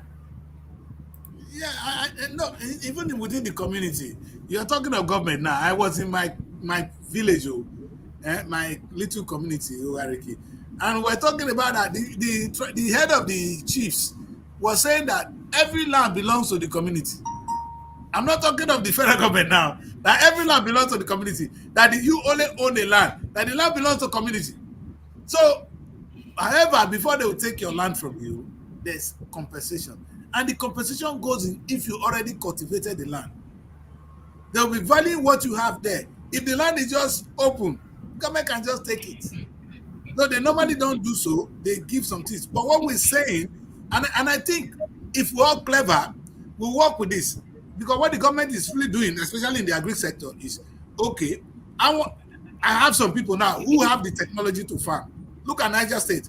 This is all your land. You don't need it. Okay. We're going to take this land and we're going to cultivate it. Your own. Give us the land and we'll give you some shares of the business. So if the government cannot even pay for it, they give the people, the locals, a share of the business. And I will say, don't pay them. Give them a share of the business. Give them job. You understand? Because if you pay them, they'll finish the money. They marry any wives. But if you say, this is, I'm taking this portion of land from you, and this your percentage in the business we're going to do here is 5%, and your children can work here, that is a better incentive or a better pay than you give them money to marry new wives.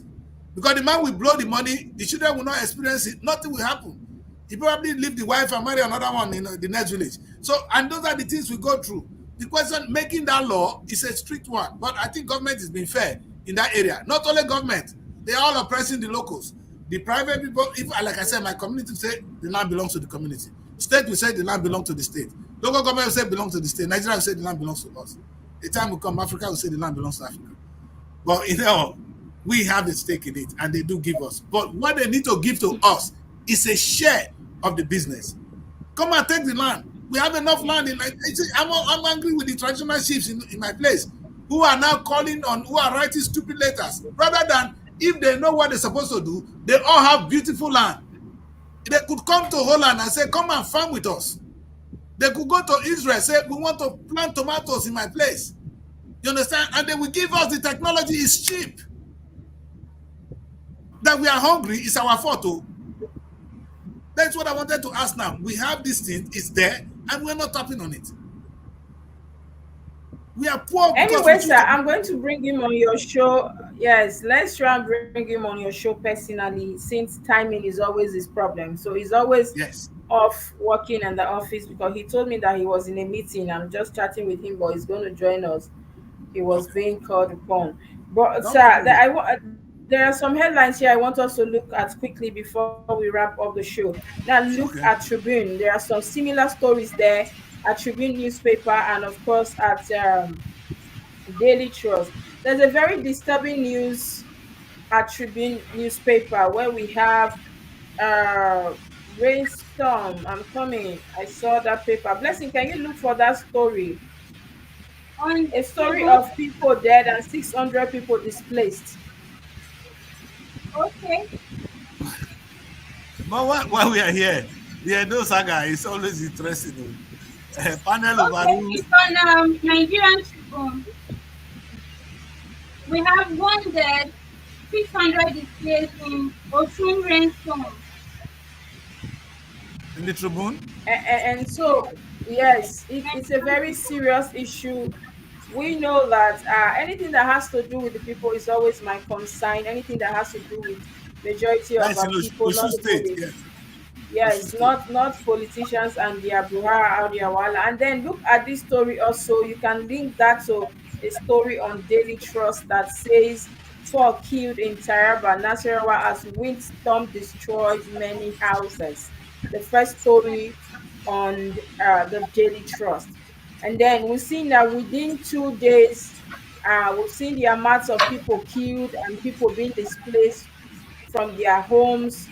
This is on the storm, the wind, and of course the rains.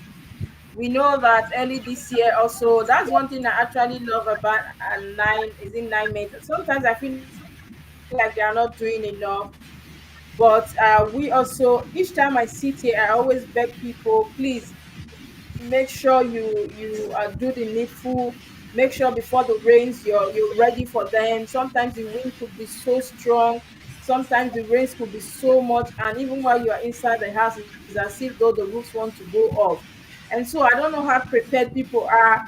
There's this warning also that the rains this year will be very serious, just like what we saw 2 years ago, I mean last year. So I'm even already appealing to people that we should try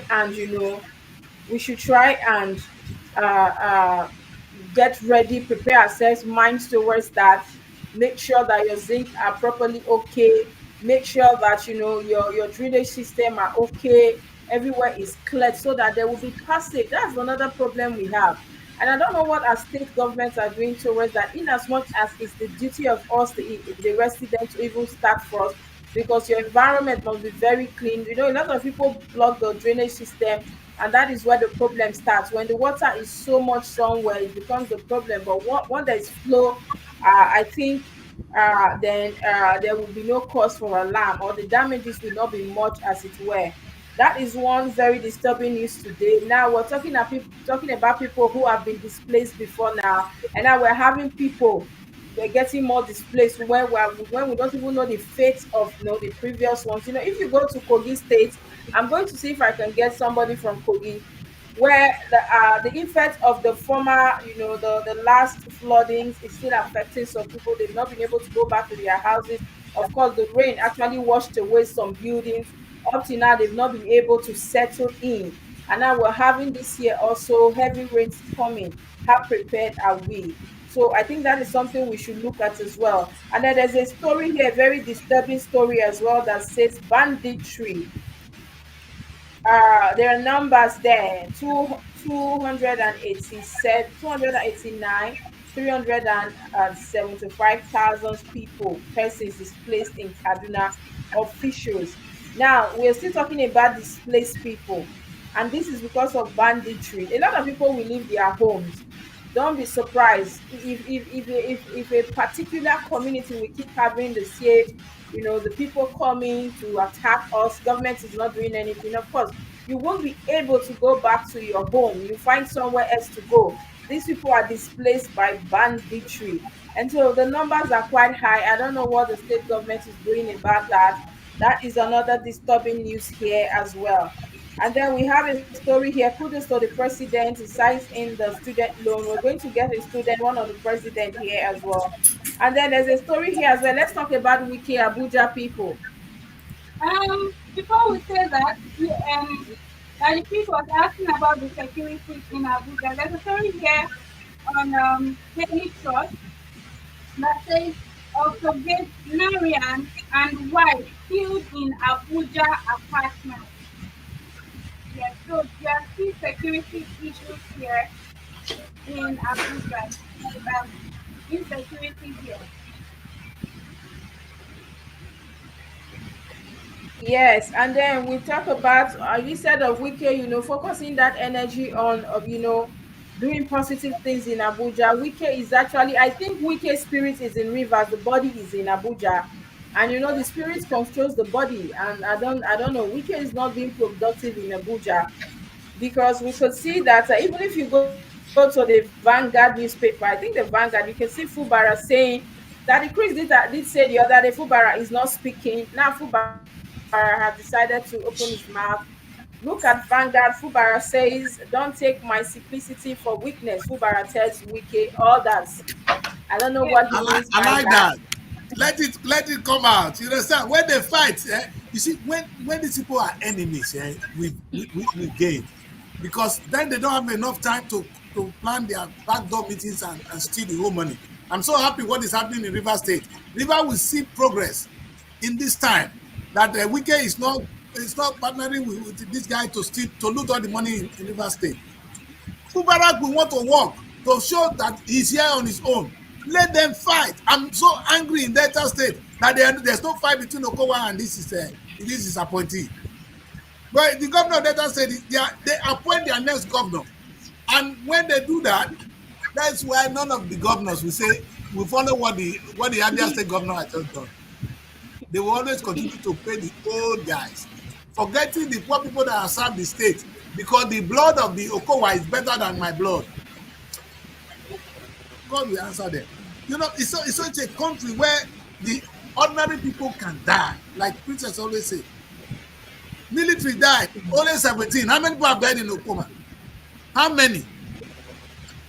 We can How many? we have even lost count right now, And Princess, if because these doctors go on strike today, you think how many people are going to die? Will you be able to record how many people are going to die? Will you ever that is hear news another about thing, it? because Ogara is where we go to, where the general hospitals, private hospitals fail. That is where they refer people to. And so I don't know what is going to be the people's fate. If you say you're going to Edo, of course Benin is far.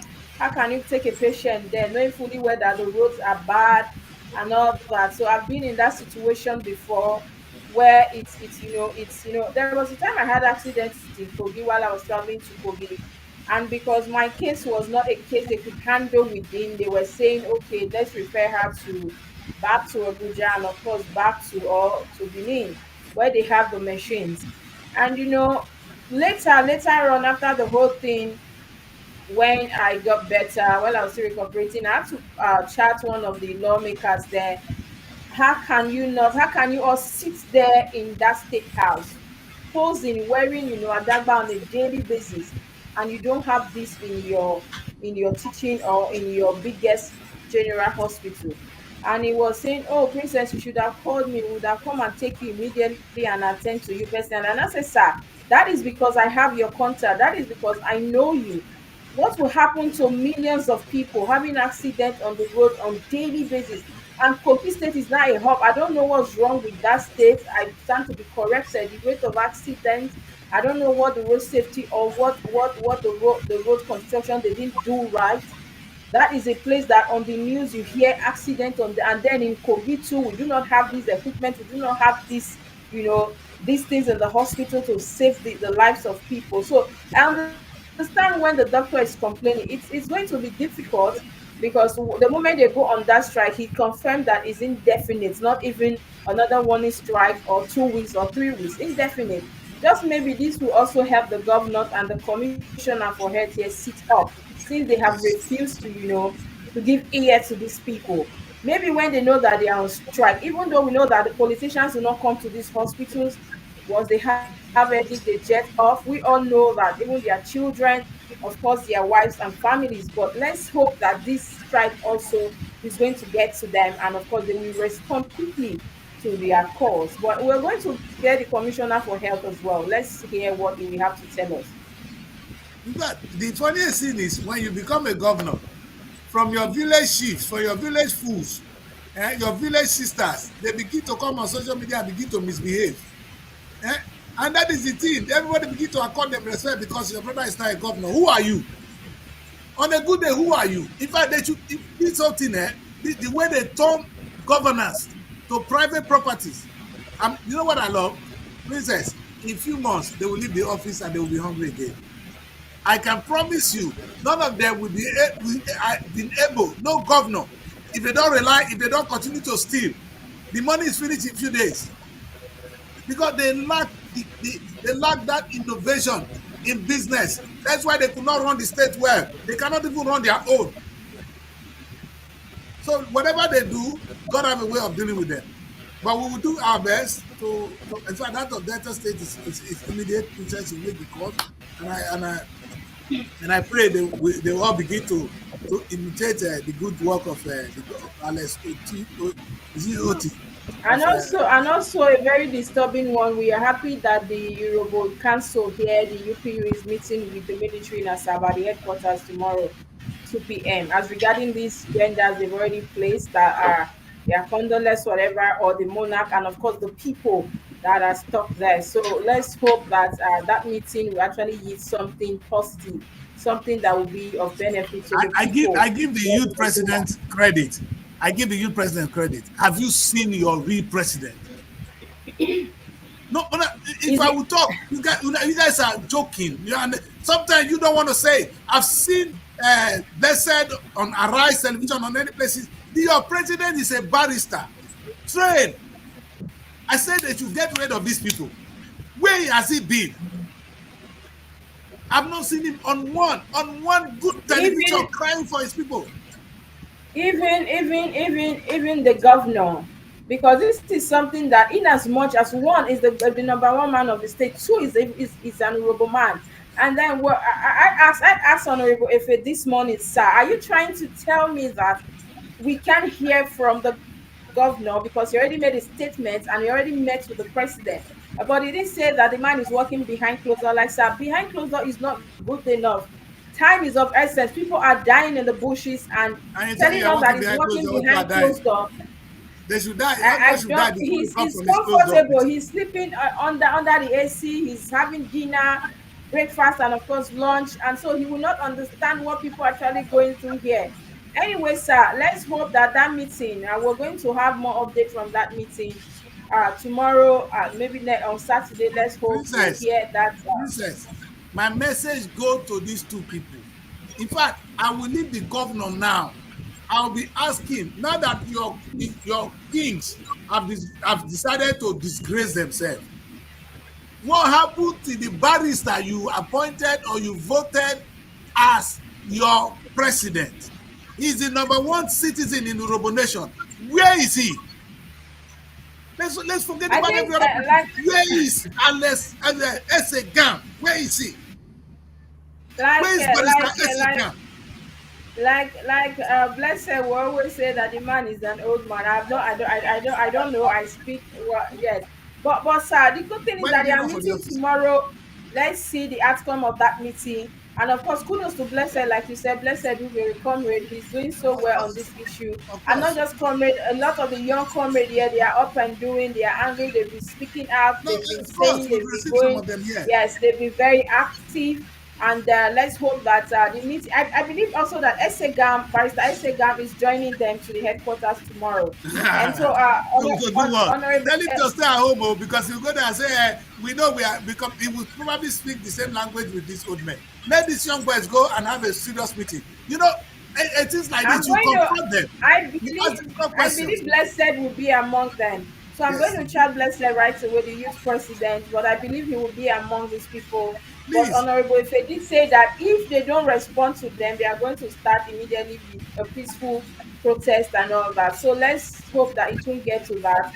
They will respond, and of course, a lot of people, like I said, the militaries are still there inside the community and around the community. I bet that's the fear of the people, coming in and getting arrested for what you know nothing about, or being killed for what you know nothing about. So let's hope that I'm going to talk to Blessed. Please make sure you ring this on their head. People are in the forest, people are dying. Maybe that's what we should concentrate on after the condolence to the military. Yes, sir. Are they going to pay condolence visit to the military, or are they going to tell them we are dying? Two things. Anyway, the two have to go together. Yes, sir. That's it. The most That important thing that now, that please, as you talk to them, still remind them that if the doctors will go on strike today, perhaps more people will die than they have seen. If the doctors will go on strike today, trust me, princess, more people will die. You understand? And maybe we sometimes know it's not. that. We hope it won't get to that. And we still have the full whole of today for the commissioner to respond. I think I have his number, so I'm going to try and chat and see if he will respond now. Okay, thank you. So that would Thank you, be a young good lady. place to wrap up the show today. We've spent quite a long time. The commissioner said his sorry is in a meeting, but he's going to join us again. So you know how it is. Money is not time for most of them. But hopefully next time we're going to have him on your show personally, Daddy Chris, so you have all the time and all the questions for him. Anyway, Yes. that would be a good place to wrap up the shows. It's been a wonderful morning. Thank you, Abuja, Edo, and London for being on the show today. While you are out there, Abuja, be careful, Edo as well. What's going on in your state? I think Daddy Chris wanted to ask you about Shaibu. I don't know if you've briefed the house on that already. Yes, I have. I have said something concerning that. All right. We do hope that you people there will be gentle with our dear Philip Shaibu, because the pressure on him is quite much. And at this point, we don't know what the man is actually going through. But please, you people should have pity on him as well. And Abuja, please, if you can talk to your minister to concentrate. Let's know exactly where he stands. I don't Baba, understand Wike. And yeah, thank yeah. God Fubara is not speaking up. Yes. I think he should keep coming out to speak, to make statements. That also, and then maybe Wike will start thinking, I think this boy is having some powers now. Make I mellow down too. Sometimes when you are Exactly. too quiet for people, it becomes a problem. In Functional. secondary school, somebody will tell you, I will beat you today, you will be scared. But the day you fight, you find out say you beat that person well. In fact, you become a queen or a boss in that school. It happened to me there in school. So I think people should sometimes leave their quiet shell, leave that shell and talk, speak as well. Wike is chewing too much, more than he can swallow. Anyway, do have yourself a very beautiful day and be security conscious. And of course, viewers, just before I go today, let's not go into the usual. Let's talk about flooding. The rains are coming. How prepared are you? We've seen that 600 people displaced, one in Oshu killed, four killed in Nasarawa State. So how prepared are you? It's not about we say government will clamor, government will say okay, the state government or the chairman. No, you too as an individual, your environment. Make sure. I know in my street here, in my mother's place here, the street chairman, there's what they do every Saturday. They make sure your gutters are properly cleared. They make sure everywhere is well cleaned so that in case of emergency rain, they don't have any floodings, even though the place is well tiled. But please, we want individuals, we want people, families on Saturday, clear, make everywhere open so that water can actually pass. You don't want to get stuck or you don't want to be displaced again. And we have too many people being displaced, too many people being killed already by the flood. This is not even insecurity we're talking about now, banditry, we're talking about flood. So this is something that we on our own, even though we cannot prevent it 100%, I think we can actually prevent it for like 50 up to 70%. So please, individuals, do what you have to do to make sure your drainage system, your compounds, your streets are okay for water to flow. And that would be a good place to wrap up the show. Do well to follow us on our social media handles. Follow us on Instagram, Facebook, Twitter, and of course, not X, and our YouTube. Leave us with your comments, hit on the notification bell, and subscribe to our page. We love to hear from you while you are out there. The sun is much. Drink water, stay hydrated, and of course, drive carefully, obey the traffic laws. We're going to bring road safety here as well to tell us the dangers of driving during the rainy season, the do's and the don'ts, what you must do and what you must not do during the rainy season. For me, I for one, I can't drive during rainy season. I usually have eye issues. So please take these things to heart and know that you have to safeguard yourself and others as well. We'll do this again tomorrow, and hopefully we'll be here tomorrow morning. Do have yourself a very beautiful day. Ooh la la! The second edition of the Nigerian Week London 2024 is here. It's another blend of arts and culture, entertainment, business, and networking activities. A week-long extravaganza showcasing the best of Nigerian music, dance, craft, fashion, and businesses. Taking place at the prestigious Lighthouse Theatre, 262-274 Camberwell Road, London, SE5. OAY. Date 22nd to 28 July 2024. Tickets are available at everbright.com. For partnership and sponsorship, please visit superiorradioandtelevision.com or call +4407 459 513 619 or +4420 3623 8755. Email info@superiorradioandtelevision.com or visit our website www.superiorradioandtelevision.com/Nigerian Week